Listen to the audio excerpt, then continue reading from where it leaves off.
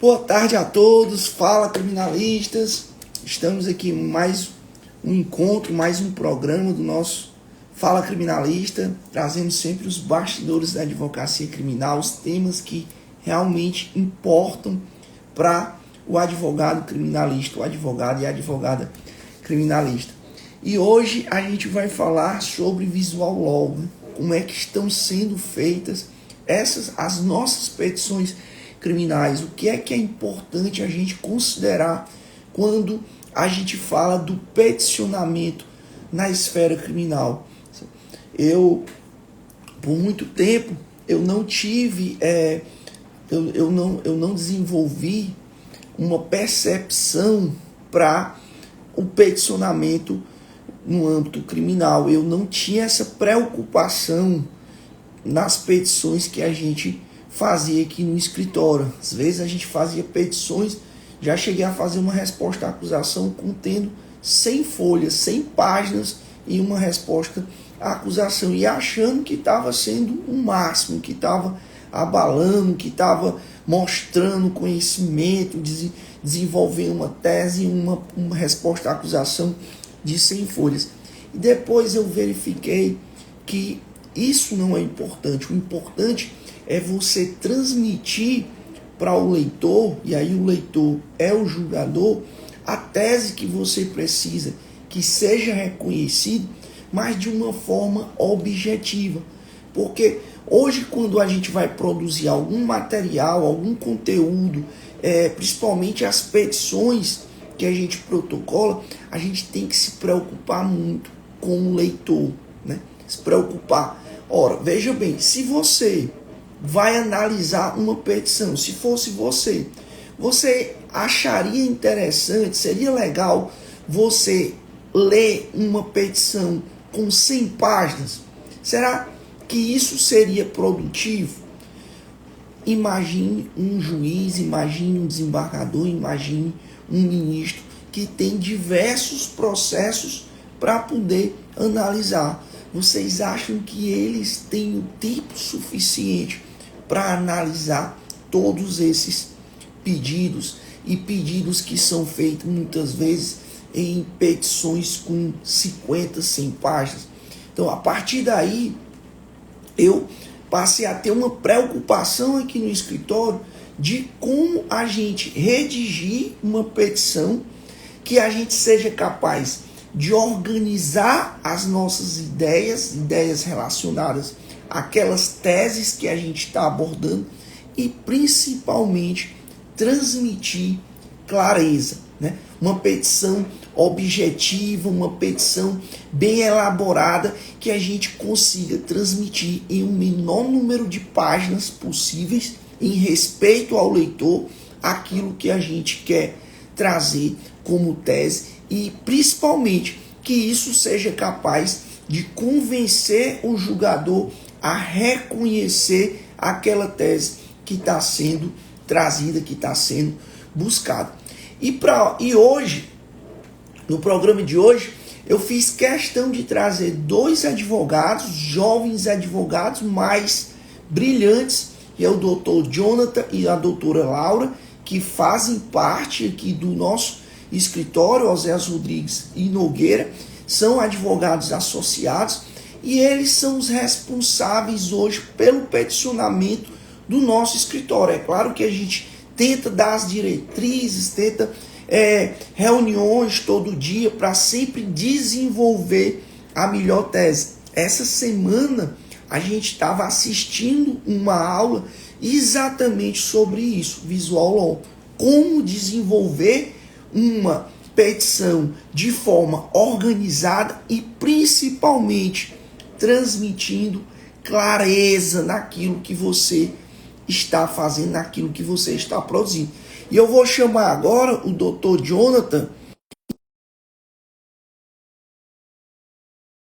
no nosso programa de hoje, e a gente trazer aqui as nossas experiências, trazer casos concretos para que a gente possibilite, né, quem está nos assistindo, que também enxergue isso com preocupação, e que a gente possa sempre trazer uma petição de maneira clara, de maneira objetiva, simples, com a melhor formatação, né, com inserção de imagens, tabelas, QR Code. A gente vai abordar tudo isso na live de hoje, no nosso programa de hoje, Fala Criminalista.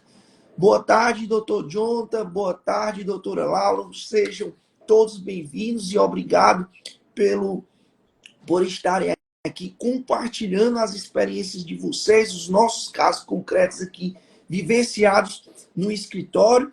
E aí eu gostaria que, para quem não conhece vocês, fizessem aquela apresentação bem rápida e já falando um pouco sobre a importância da temática Visual Law nas petições criminais. Doutora Laura, vamos começar por você. Boa tarde, doutor Zéas, boa tarde, doutor Jonathan, boa tarde a todo mundo que está aí nos assistindo. Eu sou Laura Carine, sou advogada associada aqui ao escritório Oséias Rodrigues e Nogueira. Estive semana passada aqui com o doutor Zéas, né, o privilégio de estar aqui com ele, com vocês, e hoje a gente vai falar aqui um pouquinho, né, sobre esse tema tão importante. Doutor Jonathan, seja bem-vindo.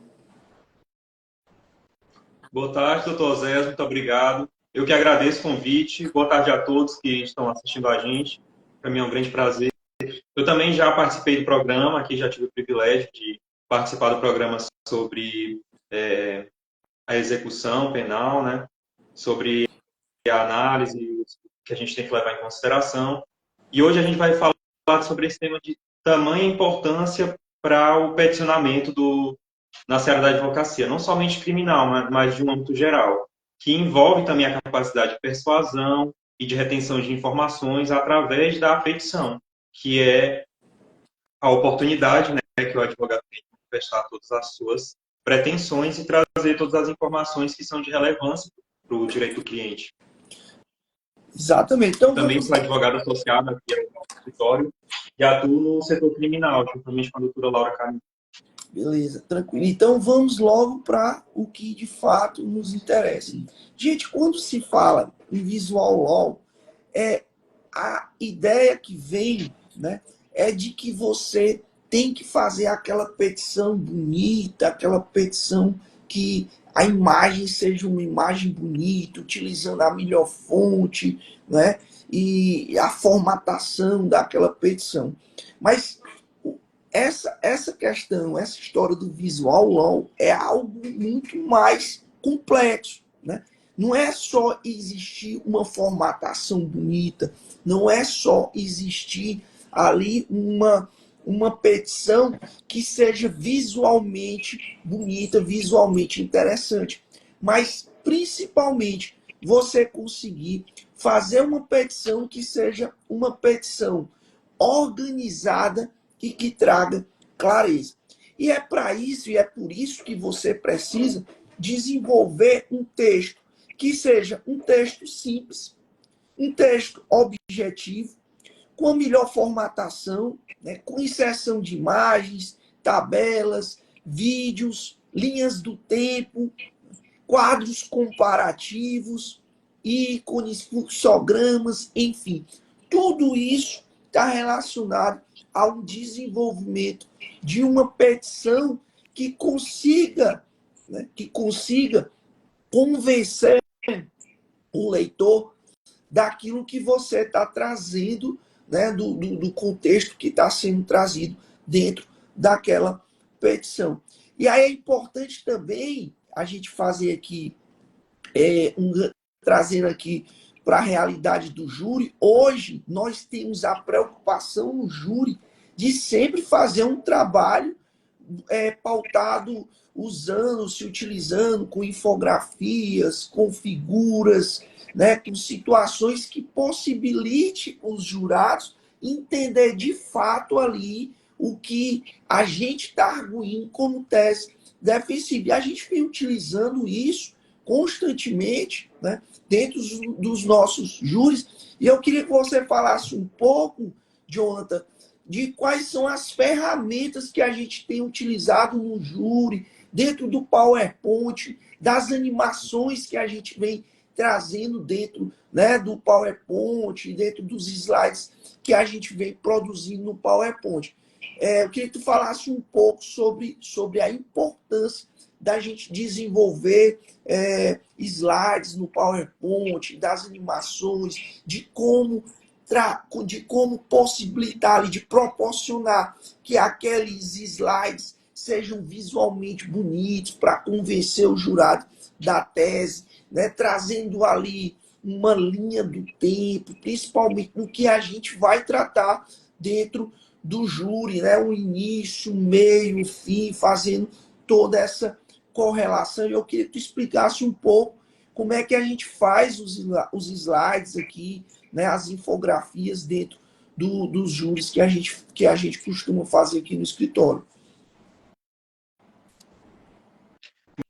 Bom, exatamente. Só para introduzir, né, o Visual Law ele não se restringe ao peticionamento, né? Ele consiste justamente em usar todos os requisitos visuais que estão à disposição da defesa para proporcionar, né, a construção e a exposição daquela tese. Se isso, às vezes, é dificultoso para o juiz que lida com uma demanda alta de processos e com a complexidade da causa, né, que necessita de uma linguagem mais didática e simplificada do advogado, né, para poder abordar aqueles elementos do processo e conseguir expor a tese de forma mais clara. Se para expor ao magistrado, às vezes é dificultoso, imagine para conseguir expor e reter a atenção de jurados, né, que em tese são civis, um público leigo, né, que não são operadores do direito. Então, nesse sentido, é exigido da advocacia, do criminalista que atua no tribunal do júri, um esforço ainda maior para conseguir reter a atenção e expor de forma didática e clara as teses da defesa. Então, para isso, a gente se vale de todas as ferramentas audiovisuais disponíveis, de slides, a vídeos, de infográficos, a linha de tempo, que explicam detalhadamente o contexto em que aquela situação ocorreu, justamente no sentido de afastar a autoria naquela linha do tempo, tirar o réu daquele local, daquele fato no momento que ocorreu. E eu, na posição de advogado também, e enquanto fui estagiário, auxiliei aqui o escritório, o doutor Oséias, na construção dos elementos visuais, né, para apresentar aos jurados, que consistia basicamente de slides que estão construídos no PowerPoint. Eu, particularmente, considero uma ferramenta muito poderosa. Muita gente acredita que ela é mais básica porque não conhece todos os atributos do sistema, tudo que ele possibilita. É possível fazer uma variedade de elementos visuais nele, desde linhas do tempo a infográficos, tabela, animações, colocar vídeos, inclusive é uma ferramenta que a gente usa bastante para trazer cortes da audiência de instrução, para poder expor aos jurados todas aquelas falas que foram relevantes, né, para a construção da tese defensiva. Exatamente. Já teve uma situação, um júri, que esse júri, eu me lembro bem, que o que existia, né, o que estava sendo trazido de elementos que imputavam àquele nosso cliente a prática do crime de homicídio, era o fato dele ter os olhos verdes. Não sei se vocês lembram desse caso concreto. Sim, ele estava de capacete. Ele estaria de capacete, segundo uma testemunha, ele estaria de capacete, e foi possível ver que essa pessoa tinha os olhos verdes. E a partir daí, pelo fato do nosso cliente ter os olhos verdes, foi imputado a ele a prática desse crime de homicídio.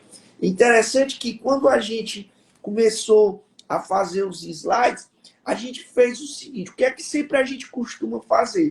O que é que o Ministério Público utiliza de elementos probatórios contra aquela pessoa, contra o réu? O que é que existe, né? A primeira coisa que você precisa fazer no Senado do Tribunal do Júri é delimitar a tese acusatória.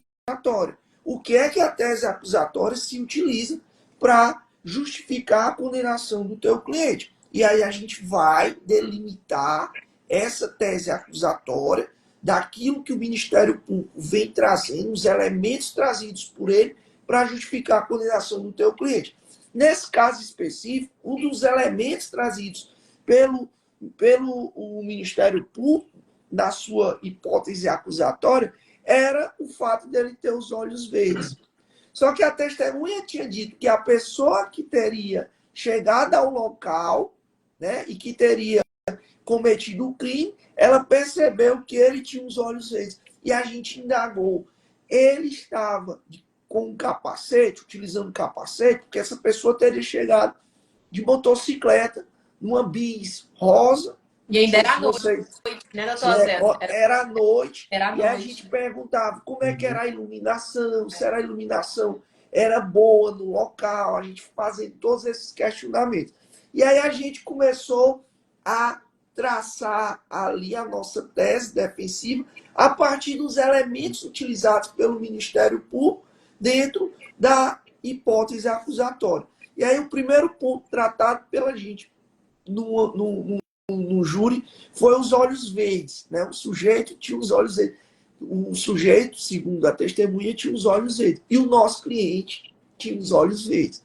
E aí a gente indagou, ele estava utilizando capacete, aquela pessoa que foi lá e que teria sido o autor do crime, ele disse que sim, estava utilizando o capacete. E eu perguntei, você chegou a olhar para o rosto? Não, eu só vi que se tratava de uma pessoa que tinha os olhos verdes. E aí o que foi que a gente fez? Jonathan fez um exemplo bacana, na verdade fez um slide, que nesse slide a gente colocou a foto do nosso cliente e na foto do nosso cliente a gente conseguiu inserir um capacete, né? E ficava só os olhos verdes. E aí a gente mostrou aos jurados aquele slide, né? Mostrando aquele slide e perguntando, olha, excelências, a partir dessa visão que vossas excelências estão tendo, é possível reconhecer esse senhor que está sentado no banco dos réus como um indivíduo que cometeu o crime pelo simples fato de ele ter os olhos verdes. Cara, e aquilo, para mim, foi algo determinante para a gente conseguir a absolvição do nosso cliente. Porque ficou claro, ficou visível que você não tinha como reconhecer a pessoa que cometeu o crime se utilizando só dessa informação trazida pelo Ministério Público de que o sujeito tinha os olhos verdes. Mas bacana essa nossa a construção dessa nossa tese, porque foi a partir da imagem que a gente conseguiu trazer, que o Jonathan fez essa imagem muito bem feita, e foi colocado no slide e a gente apresentou para os jurados, e aquilo ali, para mim, foi crucial para a gente conseguir a absolvição daquele nosso cliente. Não sei se vocês... Justamente, a mensagem que a gente queria transmitir era justamente que a condenação, se viesse alguma condenação, seria por ele ter os olhos verdes, porque era basicamente a única coisa que foi usada, né, para identificação. E eu acho que muito importante, doutor Zé, é que, assim, trazendo para o Tribunal do Júri, né? O Tribunal do Júri é composto por pessoas comuns, assim, cidadãos que não têm uma formação jurídica. Então, assim, os elementos visuais ali naquele momento, eles são, assim, determinantes para o desenrolar do caso. Você aproximar aquelas pessoas, aqueles jurados, cada vez mais daquele caso, trazer elementos, mostrar como as coisas aconteceram de uma forma mais visual, né? Aquilo prende a atenção e possibilita um entendimento melhor e, consequentemente, um julgamento melhor. No Tribunal do Júri é muito importante isso, Laura, que é você chamar a atenção do jurado, né? E não só chamar a atenção, porque às vezes você chamar a atenção, ter a atenção dos jurados, é algo que pode ser momentâneo. mas você Uhum. conseguir, ao longo da sua fala, muitas vezes 1h30, né, de fala, ou 2 horas, dependendo da quantidade de réus, você conseguir reter a atenção durante todo esse tempo, durante todo o tempo em que você fala. E você utilizando desses instrumentos de criações dentro do PowerPoint, utilizando o PowerPoint com slides, figuras, a gente percebe que isso consegue, de fato, reter a atenção dos jurados. Eles conseguem, muitas vezes, entender, né, o que a gente está transmitindo. Porque essa questão de você persuadir pessoas, de você convencer pessoas, você tem inúmeras formas de fazer isso. Você tem como convencer através da fala, você tem como convencer através dos gestos, você tem como fazer isso através das imagens, mas é importante que a gente entenda que essa imagem, a questão visual, ela tem um fator determinante quando se fala em convencer, né, no convencimento. E tem uma questão também, Não João. somente no convencimento, mas eu acredito que seja uma informação relevante a se trazer, né? É a retenção da memória, porque é uma longa fala, né, da acusação e da defesa. Muitas vezes mais de 1h30 de fala, né? E muita informação pode passar batida depois de um tempo, se não for dada uma certa chamada de atenção para aquela informação, né? E já é comprovado cientificamente que o nosso cérebro ele retém melhor informações visuais, o que é, digamos assim, desenhado, né? De uma forma didática, e o que é ensinado de uma maneira mais visual, aquela informação é retida melhor. Exatamente. Só mais um detalhe, quando a gente fala do júri, a questão dos cortes, né, da fala da testemunha. Porque o que é que a gente tem utilizado muito, gente, e é importantíssimo, os cortes, as falas das testemunhas naquilo que você está abordando. Por exemplo, você está construindo uma tese, você está levantando uma tese no plenário do Tribunal do Júri e que você fala que você está fundamentando sua tese defensiva na legítima defesa, na causa discudente de ilicitude da legítima defesa. E aí tem lá os requisitos, né, da legítima defesa, os componentes da legítima defesa, dentre eles os meios moderados necessários. E de repente você está tratando de uma situação que o teu cliente é réu confesso e diz que efetuou apenas um disparo. E aí, naquele momento, você está construindo sua tese e você pega um corte de uma testemunha que fundamenta aquilo que você está falando. E essa organização, a gente percebe que no Tribunal do Júri é um fator importante quando se fala no convencimento dos jurados. Doutora Laura, eu queria que você explicasse nos júris que a gente vem fazendo a importância dessa ferramenta de você fazer esses cortes, né, pontuais, aquilo que é importante que a testemunha fala, que o réu fala, que a vítima fala, e você faz aquele corte e coloca no exato momento em que você está fundamentando ali sua tese, e aí você contextualiza com esses cortes que as testemunhas falaram e que tem relação com aquele momento da tua fala. Essa questão dos cortes, assim, eu acho que é importantíssimo dentro, tanto na questão ali do júri, né, naquele momento do júri, quanto nas peças que a gente faz no dia a dia, né? Por exemplo, dentro do processo, a gente tem a audiência de instrução e julgamento. E aí é aquele momento em que são ouvidos as testemunhas de acusação, as testemunhas de defesa, vítima, réu. E aí esse momento, assim, ele é gravado, né? E essas mídias são importadas para dentro do processo. E aí, quando você está fazendo ali aquela defesa escrita, você levanta suas teses, né? Monta suas teses, e quando você vai colocar isso no papel, é fundamental, assim, que você coloque, ratifique, aliás, né, as suas informações ali, com os trechos, com aquilo que foi falado naquele momento da audiência. Então, assim, quando você abre aquela audiência e você faz aquele recorte daquele momento ali em que tanto a testemunha quanto o seu réu, enfim, o participante ali, ele traz uma informação relevante, que vai ser relevante para a sua defesa, e você coloca no processo, aquilo ali é fundamental, é espetacular, assim, porque você poupa o tempo de quem está lendo, e você cumpre aquele seu objetivo, né? Que é você mostrar para o juiz, né? Mostrar para o julgador que aquilo que você está levantando tem fundamento. Porque, assim, você é diferente você trazer no seu texto, afirmando, a testemunha tal falou tal coisa. Porque isso fica vago, né? Assim, o juiz, você tem que entender que o magistrado ali, o julgador ali, ele não, possivelmente ele não vai verificar aquilo de novo, ele não vai lembrar daquilo da audiência. Então, trazer aquilo para dentro do texto é necessário.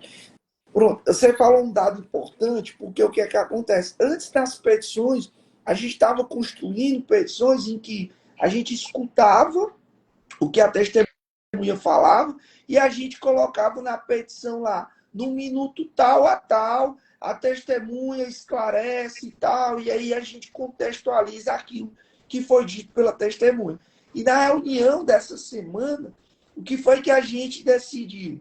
Além da gente contextualizar isso, explicar que aquela testemunha falou isso ou falou aquilo, explicou isso ou explicou aquilo, a gente está pegando um corte dessa fala para colocar dentro de um link, e na hora que a gente contextualiza aquilo que a testemunha falou e diz que a testemunha falou aquilo, a gente já tem um link que, ao clicar, vai exatamente para o minuto em que a testemunha fala aquilo que a gente está contextualizando. E isso mostra o quê? Credibilidade, transparência, dá credibilidade. Porque se o julgador ele clicar, já remete lá para o momento exato em que a testemunha vai falar aquilo que está sendo trazido na nossa petição.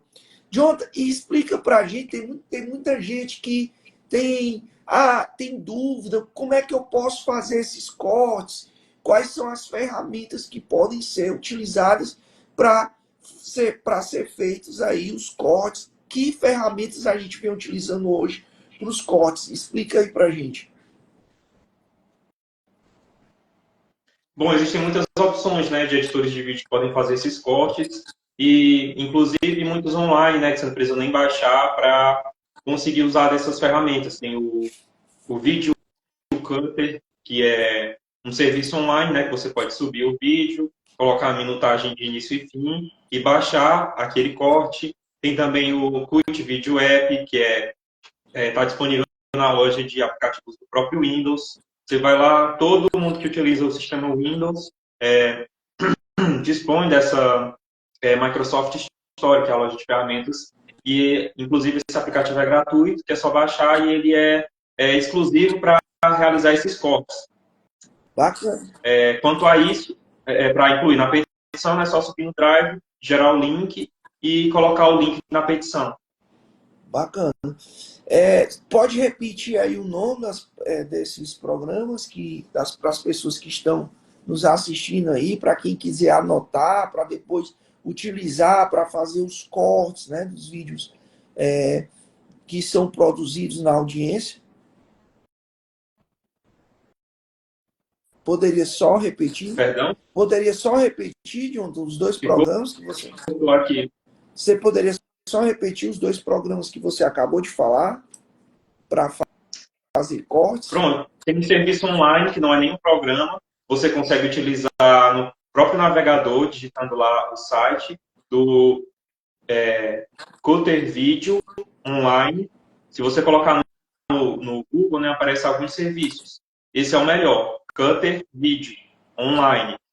Se você colocar no navegador do Google, você vai ser direcionado para um site que é só você fazer o upload do vídeo e depois ele é bem intuitivo. Você coloca um minuto de início e fim e vai fazendo os cortes. A outra opção é um programa mesmo que é disponível na loja de aplicativos do Windows para quem usa o sistema Windows, né? Que é de uso geral, acredito, majoritariamente os usuários de computadores usam Windows. Você vai no Microsoft Store, coloca lá CUT Video App, CUT Vídeo, que vai aparecer, eu acho que vai ser a primeira opção, e ele é sem anúncios, gratuito. É só você abrir ele, colocar o vídeo, abrindo, e provavelmente já vai estar baixado nos seus arquivos, e você seleciona lá a minutagem que você quer cortar. E depois salva o vídeo cortado. Certo. E aí depois a gente É algo que pode demanda disponibilizar muito esse corte do vídeo no link que a gente vai colocar na petição. Não é isso? Depois de fazer esses cortes, aí tem que subir em algum drive, né, para poder gerar o link para acesso. Em seguida, colocar esse link na petição.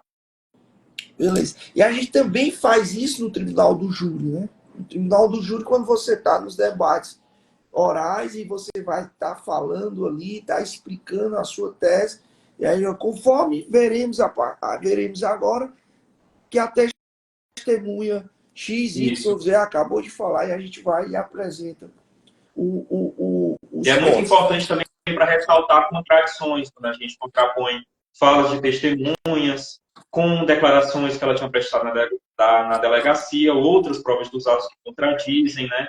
Fica um recurso visual bastante didático quando a gente elucida essas contradições. E bacana também, Diogo, porque nos nossos slides, né, a gente consegue incluir o próprio vídeo no slide, né? Então, assim, é algo que você... Eu acredito que muita gente acaba não usando essa ferramenta, e é muito importante ressaltar que o próprio PowerPoint ele possibilita você incluir o vídeo no slide, de maneira que não é necessário você fechar o slide e abrir o vídeo para reproduzir quando você está apresentando. Você inclui o vídeo no próprio slide e quando você vai passar, né, clica para passar, ele toca o vídeo. Aí é uma ferramenta bastante interessante. Lá na aba inserir, você pode inserir imagens, áudios e vídeos, que é a ferramenta que a gente vem usando para colocar os cortes da audiência de instrução. Bacana, bacana. Olha aí, gente, quem tiver interesse em produzir slides para fazer júri, né, para trazer sua tese defensiva no tribunal do júri, mostrando, utilizando dessas ferramentas, existe a possibilidade de você incluir esses cortes dentro do próprio slide, né, utilizando ali do PowerPoint.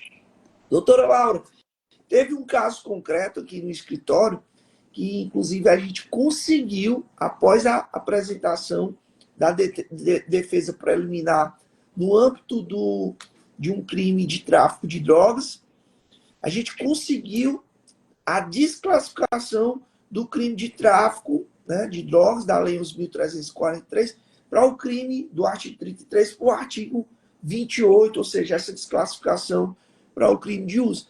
E nessa petição eu achei bacana, depois eu lendo a petição, que a gente utilizou de uma imagem, né, porque o cliente ele tinha sido preso na posse de poucas gramas ali de cocaína. Acho que era 10 e você gramas. fez... Eu acho que eram 10 gramas. 10 gramas de cocaína, e você fez na petição um comparativo com um sachê de açúcar, né? Aqueles sachês de açúcar que a gente usa muito em padarias e tal, né? É muito comum. Eu achei legal porque assim, ficou algo comparativo, bem bacana através de imagem, que eu tenho certeza que aquilo foi de fundamental importância para que o juiz desclassificasse de plano. E aí eu gostaria que você explicasse para a gente como foi a construção dessa peça, como foi que você imaginou isso, pensou isso, e de que forma você acha que isso influenciou no convencimento do magistrado. Eu acho que, inicialmente, a gente também tem que esclarecer que o visual law não é você encher a sua peça de cores, de enfeites, de figurinhas. Não é sobre isso, né? O visual law é uma estratégia de comunicação visual. É você facilitar aquela mensagem que você quer passar, né? Porque, assim, hoje o tempo hoje é bem diferente. Assim, a internet nos acostumou a ter informações muito rápidas. Então, assim, você deduz que o leitor ele não quer passar tanto tempo lendo uma petição. E aí, quando você traz esses elementos visuais, você propicia esse melhor entendimento de uma maneira mais rápida. E aí, esse caso eu achei muito interessante. Era uma denúncia, né, de tráfico de drogas. E a quantidade de droga era muito pequena. Me chamou a atenção porque era muito pequena. E aí, quando eu peguei o caso, eu imaginei, não, eu tenho que mostrar de alguma forma para o julgador aqui que essa quantidade ela não se configura com tráfico, porque ela é muito pequena. Então, eu tenho que trazer para cá elementos do dia a dia dele que aproximem ele dessa realidade, né? Assim, eu tenho que mostrar que ele usa essas quantidades em outros produtos e que é muito pouco. E aí eu comecei a pensar e fiz uma pesquisa, assim, aí eu lembrei de um sachêzinho de açúcar, e aí eu vi que as quantidades se adequavam, e aí eu trouxe para a peça e coloquei, fui fundamentando, demonstrando que aquela quantidade, ela era mínima, era insignificante, que não cabia ali uma tipificação de tráfico de drogas. E aí, assim, quando veio, assim, fiquei muito, muito feliz, assim, muito gratificante, né, a gente ter esses resultados.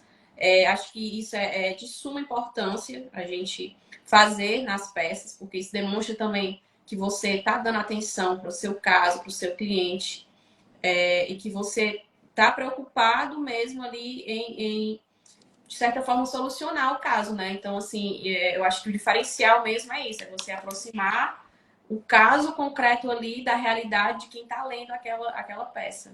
Muito legal, porque quando a gente fala 10 gramas de cocaína, né? 10 gramas de crack, você não tem aquela noção, principalmente quem nunca viu, porque lá no termo de apreensão vai ter a quantidade. Mas, assim, dificilmente você consegue, pelo fato de não ter, às vezes, nunca ter visto, entender de fato a quantidade daquilo, né? E E às aí vezes, assim, você... as fotos que a polícia coloca no inquérito, né? É uma foto muito próxima, então, assim, dá uma ideia de que é muito maior aquela quantidade, né? Então, é fundamental a gente Exatamente. trazer. Muito bacana, porque eles aproximam, né? Aproximam do material, fazem essa fotografia aproximada e dá uma conotação de que é muita coisa, né? De que a quantidade é expressiva. Quando, na verdade, como você bem pontuou, a gente traz elementos do dia a dia daquela pessoa, de um juiz, de um promotor, enfim, que elementos que eles estão acostumados a lidar com aquilo diariamente, e a partir dali eles conseguem fazer um comparativo, né? Como nesse caso, você conseguiu mostrar para o julgador que aquela quantidade que foi apreendida e que o Ministério Público estava utilizando como fundamento para se imputar a prática de um crime de tráfico de drogas, com previsão lá no artigo 33, você mostrou que isso, na realidade do magistrado, naquilo que ele vivencia todos os dias, ele está diante de um sachê de açúcar, que se fizer um comparativo, aí ele vai saber realmente a dimensão da coisa, né? Ele vai saber realmente, rapaz, isso é um sachê mesmo. Que, às vezes um sachê daquele eu não fico satisfeito para adoçar o meu café, né? Então, olha como é pouco. Então, isso foi bacana e eu tenho certeza que foi um diferencial quando a gente conseguiu aquela desclassificação após a apresentação da nossa defesa. Não houve nem instrução probatória. Ele já desclassificou esse comparativo, doutora Laura. E tem um caso, uma situação específica no escritório também, que a gente estava tratando da ilicitude da prova. Eu acredito que foi até o Jonathan que fez essa imagem, a gente utilizando a teoria dos frutos, né? Da árvore envenenada, que a gente fez, que aquele processo ele estava eivado, né? Da ilicitude da prova, em decorrência de outras provas que já haviam sido reconhecidas a ilicitude. E aí a gente fez um quadro comparativo como se o primeiro processo, a gente colocou o número do primeiro processo, a gente colocou uma árvore e depois os outros processos que foram surgindo a partir daquele primeiro processo que havia sido reconhecida a ilicitude da prova. E aí a gente colocou naquele primeiro processo uma árvore de lado, uma árvore, e nos outros que foram surgindo a partir daquele primeiro processo, a gente ia colocando um fruto, né? um fruto, e aí ia dizendo ilicitude das provas contidas da árvore e depois desencadeou a ilicitude dos frutos, né? Se utilizando da teoria, né, dos frutos da árvore envenenada. Lembra dessa imagem, Jonas, que a gente utilizou nessa petição que a gente pugnou pelo reconhecimento da ilicitude? Lembro sim, eu fiz um infográfico, né, um fluxograma, que é uma ferramenta que é possível criar diretamente no Word, né? Você não precisa dispor de nenhum outro programa mais sofisticado para fazer isso. O próprio Word ele também, assim como o PowerPoint, dispõe de muitas ferramentas e definições que a gente pode usar para conseguir expor didaticamente esse tipo de informação de causa e efeito, ou de uma linha do tempo, por exemplo, que você pode usar desse fluxograma, né? Esses quadrinhos que fazem uma coisa leva a outra, né? Você pode construir essa lista para conseguir expor um processo, um ciclo, ou uma relação entre uma informação e outra. Você pode construir esse tipo de ilustração no próprio Word. É interessante, né? Que é só basta você ir lá e inserir, em seguida Smart Art. Tem várias pré-definições, foi inclusive uma dessas que eu usei para conseguir traçar toda essa linha de provas que foram contaminadas pela nulidade, né? Então você utilizou a ferramenta do próprio Word, você foi lá inserir, na parte de inserir, clicou em inserir e depois... Smart Art. Pronto. Olha aí, gente, quem tiver interesse em produzir algo, né, gráfico dentro do Word, tem essa ferramenta aí que a gente pode estar se valendo aí para conseguir explicar melhor a tese. Muita gente não sabe da existência de uma recomendação do Conselho Nacional de Justiça, que é a recomendação de número 144. Né? E eu vejo que muitos advogados desconhecem a existência dessa recomendação. E essa recomendação, ela vem tratar exatamente sobre a linguagem, né? Sobre a formatação, sobre os elementos visuais que facilitam a compreensão da informação. Ou seja, o próprio judiciário ele está tão preocupado com isso que eles trazem nessa recomendação mecanismos, ferramentas que devem ser utilizados, né, pelos advogados no momento em que eles confeccionam, no momento que a gente confecciona as nossas petições.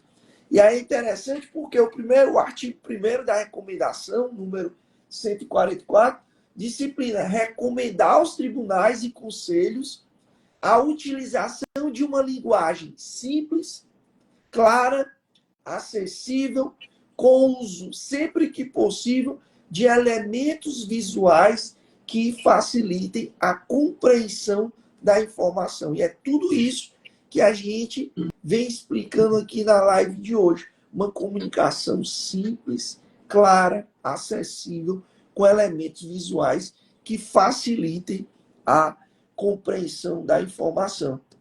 E lá no parágrafo 3º dessa recomendação de número 144, ela disciplina o seguinte, que os tribunais poderão utilizar o código de resposta rápida, o QR Code, para fornecer informações complementares relacionadas ao documento. Ou seja, o próprio judiciário, através do CNJ, recomendando que os advogados se utilizem do QR Code, né, como um instrumento para fornecer informações complementares naquele documento. E teve um caso aqui no escritório em que eu não sei se tu recorda, Jonathan, que a gente foi em Santana do Acaraú, o cliente estava com um problema técnico na sua tornozeleira e a gente foi gravar um vídeo desse cliente, né, em frente ao fórum, mostrando que ele compareceu ao fórum para explicar que a tornozeleira dele estava, na verdade, não era nem a tornozeleira dele estava com um problema técnico. E aí eu gravei um vídeo dizendo... De sinal. Oi? Era a cobertura de sinal de telefonia, né? De um Exatamente. Ele residia em um local que não havia cobertura. Não tinha cobertura. Não havia cobertura do sinal. E aí, quando eu cheguei no fórum, eu pedi para o Jonathan me gravar. Eu, na frente do fórum com o meu cliente, eu expliquei, olha, meu nome é Oséias Rodrigues, sou advogado, representando os interesses desse cliente, falei o nome dele, e nós estamos hoje aqui no Fórum da Comarca de Santana do Acaraú, exatamente no dia tal, falei o dia, hora, e eu estou aqui gravando esse vídeo que vai ser utilizado dentro dos autos de um processo de execução para mostrar que ele esteve aqui no fórum com a finalidade de informar. Inclusive, a gente conversou com o Ministério Público naquele dia para informar que lá existia esse problema da cobertura, né, de sinal. Depois a gente pegou aquele vídeo e a gente trouxe para dentro do processo. E bacana porque você fez, João, um QR Code. QR Code. Uhum. E quando a gente já clicava no QR Code ali, quando você já posicionava o celular, a câmera no QR Code, já transmitia para aquele vídeo que a gente havia feito. Olha como aquilo é bacana, né? Porque você otimiza o trabalho do julgador. Então, se ele está vindo ali, ele não vai estar procurando um vídeo que foi juntado em um local que não se sabe. Mas você vai otimizar. A gente já colocou o QR Code na primeira página, mostrando que ali continha o vídeo que a gente tinha feito lá no fórum. Então, isso é importante.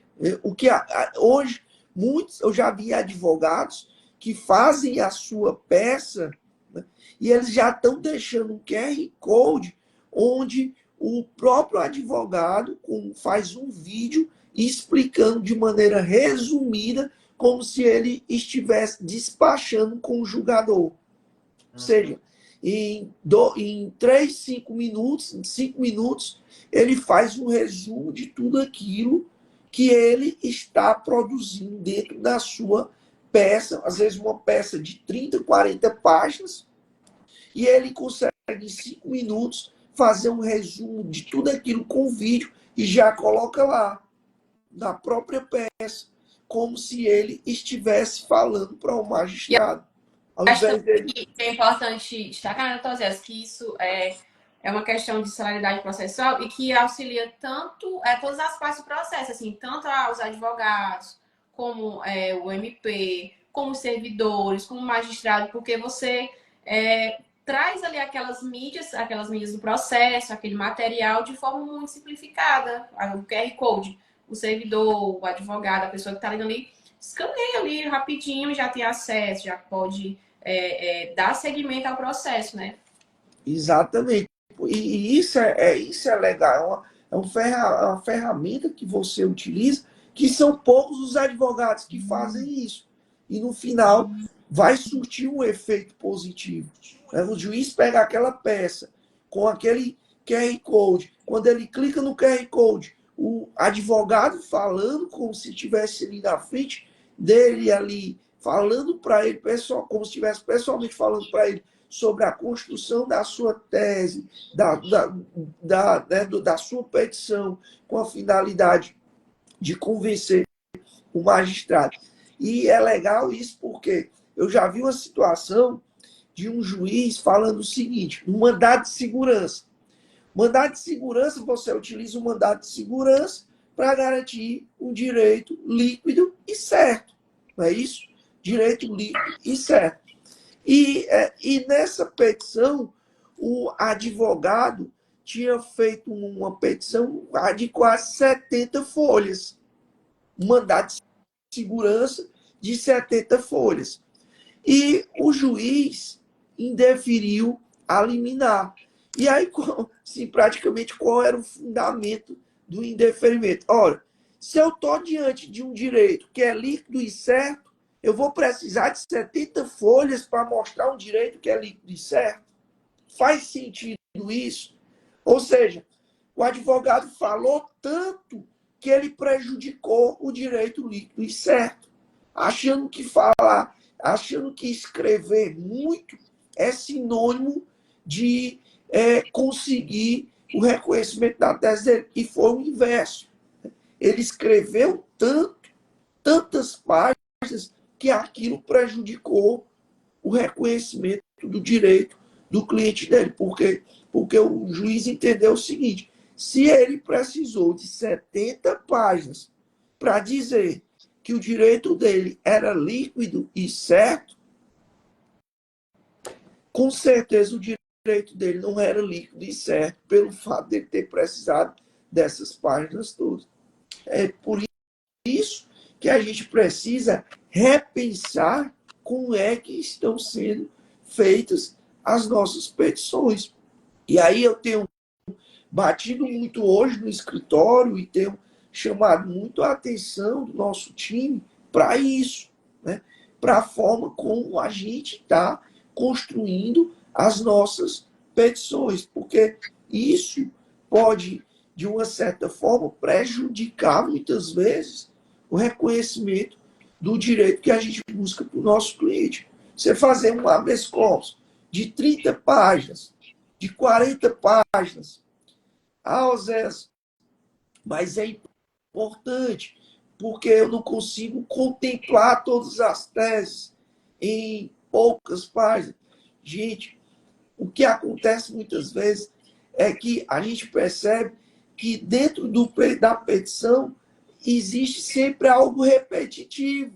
O sujeito quer explicar aquilo que ele pretende utilizar como convencimento, como argumentação, e ele repete muito.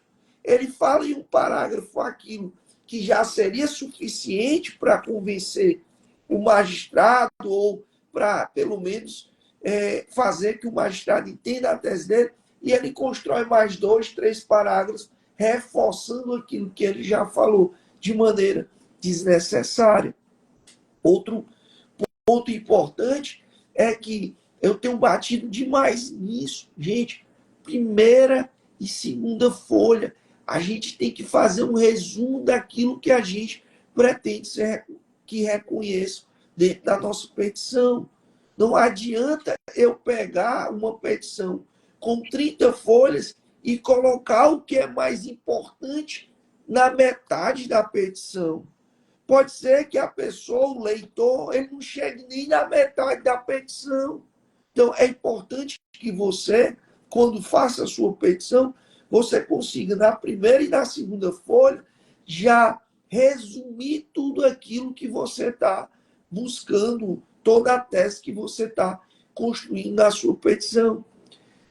Vocês estão usando isso muito no escritório, gente, fazer um resumo, né? As decisões, elas contêm uma ementa, né, da decisão, onde na ementa você traz as principais palavras, chaves, né, os termos utilizados na decisão e tudo, e a gente tem feito o quê? Um resumo ali, como se fosse uma ementa, mostrando os principais tópicos, as principais teses, através de palavras-chave, que faz com que o leitor, na primeira folha, já ali no cabeçalho, ele já entenda o que é que a gente está buscando.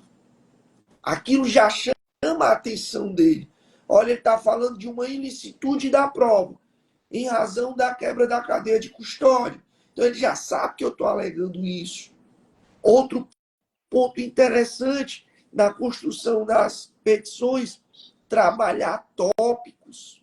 Trabalhar tópicos. Né? Não é só escrever, sair escrevendo sem uma organização de tópicos. Você trabalha o tópico, fica algo fácil de você compreender, de você transmitir a sua ideia. E a gente tem batido muito isso. Vamos trabalhar fazendo tópicos e tópicos resumidos, né? Resumidos daquilo que a gente precisa transmitir. Outro detalhe, gente, da petição, que é, para mim, um dos pontos mais importantes em uma petição, os pedidos.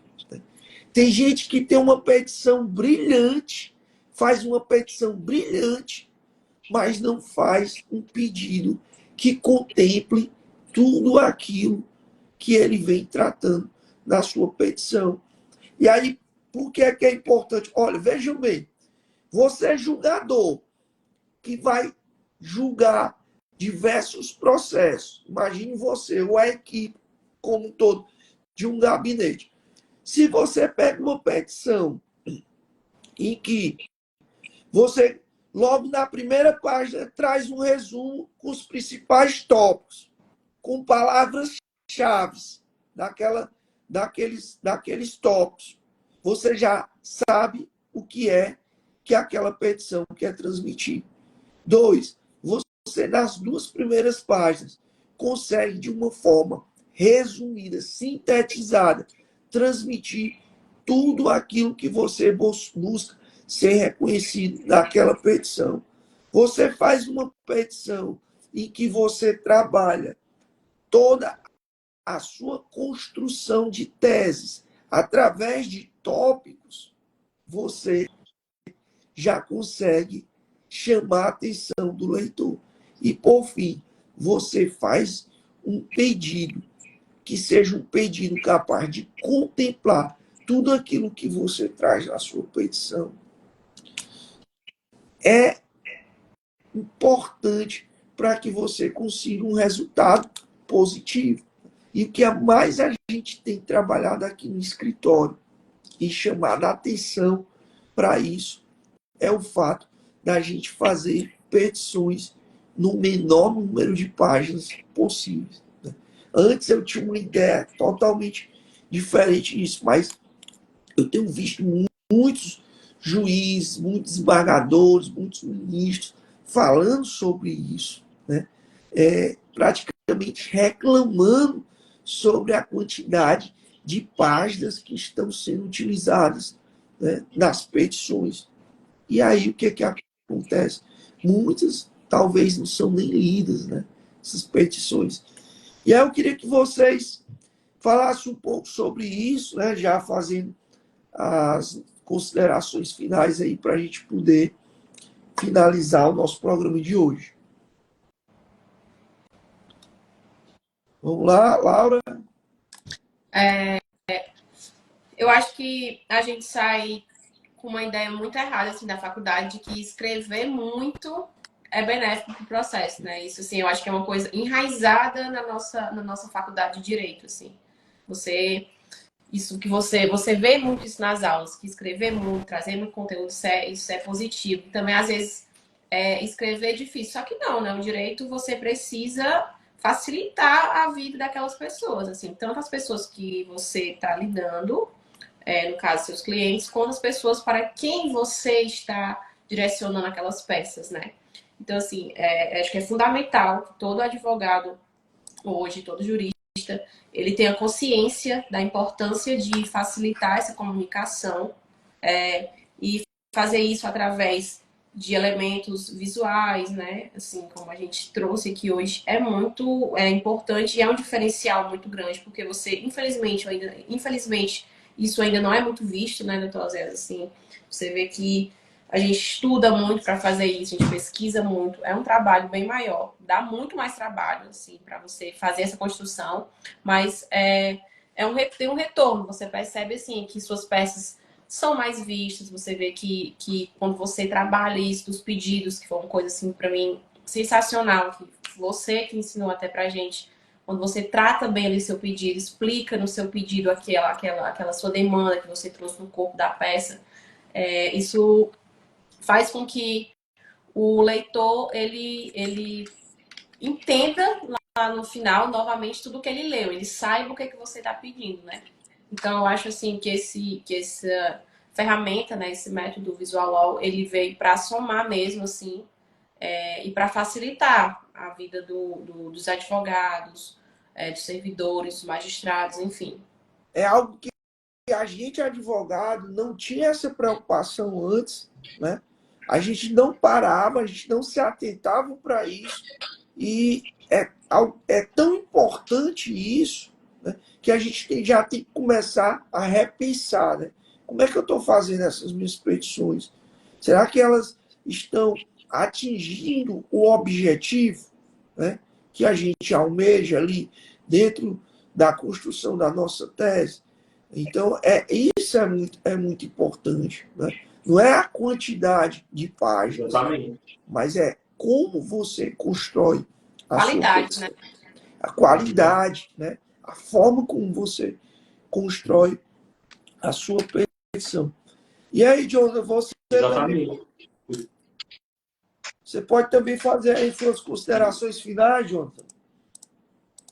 Tá ótimo. Então, o que emerge sobre esse tema, né, é justamente a necessidade de desmistificar o que as pessoas acreditavam que se tratava o visual law, né, como a Laura muito bem disse. Muitos advogados, inclusive, acreditavam que era aquela petição muito enfeitada, cheia de informações, com muita poluição visual, e ela trata justamente do contrário, que é trazer mais sobriedade, clareza de informações e didatismo, né, que são coisas que impactam diretamente na capacidade de convencimento do advogado. É uma questão que é muito válido mencionar, que trata justamente da utilidade do uso dessas técnicas, né? Porque nada adianta uma petição muito bonita, né? De uma perspectiva assim de visualização, aparenta que está belo, mas o objetivo crucial no uso de técnicas de visual law é justamente conseguir transmitir a mensagem e trazer ênfase no que é importante. Então, diante disso, me vem à mente aquela famosa frase do Edmond Domingos Silva, que não é preciso defender bonito, é preciso defender útil. E é justamente esse o objetivo do Visual Law, você conseguir transmitir de forma clara a mensagem e impactar de maneira significativa no leitor que você está levando aquela mensagem. Porque quando alguns advogados tentam implementar essas técnicas, né, que é muito importante, agora que a gente desmistificou, aplicar corretamente, acaba colocando informações excessivas e destacando muito, e muitos destaques, né, acaba significando destaque nenhum, porque acaba esvaziando toda aquela mensagem, ou então no esforço de trazer uma linguagem mais erudita, acaba complicando demais ou dificultando a compreensão, fica quase uma coisa parnasiana, né, algo bonito só por ser bonito, uma linguagem que usa substantivos mais eruditos e não muito usuais e que acaba afastando a percepção do leitor e o que dificulta, né, a aproximação do leitor com a causa, que é justamente uma demanda que o advogado traz. Então, eu acredito que o fato desse tema estar ganhando repercussão aproxima-se justamente ao fato de que a gente tem que se esforçar para levar mais clareza e facilidade, né? Trazer mais clareza e facilidade para o leitor conseguir realmente absorver todas aquelas informações e teses defensivas, para não perder essa grande oportunidade de convencimento que o advogado tem, que é o peticionamento. Muito bacana. Gente, essa nossa live ela vai ficar disponível no YouTube, né, para quem não assistiu ou para quem queira assistir novamente. O Jonathan trouxe aí algumas dicas de ferramentas que podem estar sendo utilizadas no Word, no próprio PowerPoint.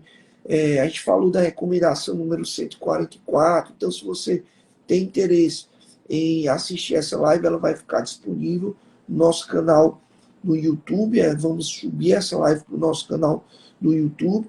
E próxima sexta-feira estaremos aqui novamente tratando de assuntos que são de suma importância, né, para a advocacia criminal, principalmente quem está iniciando a sua advocacia. Eu tenho certeza que tem sido um instrumento, uma ferramenta para possibilitar que jovens advogados se sintam estimulados, né, a advogar, se sintam estimulados a compartilhar aqui com a gente o que de fato é importante, o que de fato a gente vivencia na advocacia criminal.